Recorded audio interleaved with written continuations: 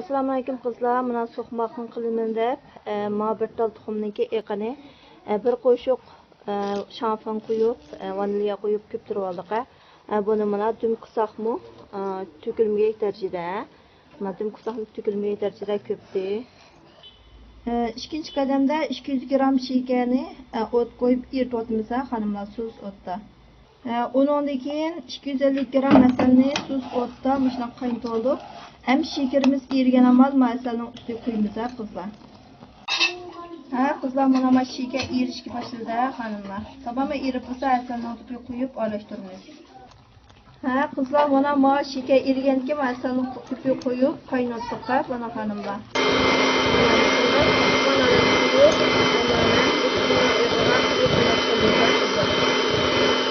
Köptürüm müşahat keyinde bununla 2 qo'shiq 10 şeker sep araştırıyoruz kızlar.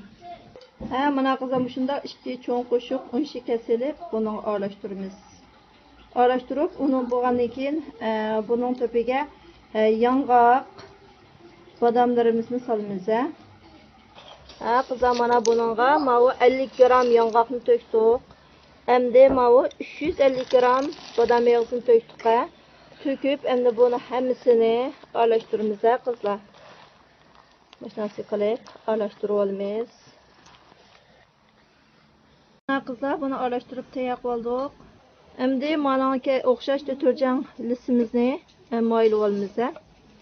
Deterjan lisi pek payz oldu. Maylab suya maylab olgandan keyin abayqa aralashmasini to'kamiz qizlar.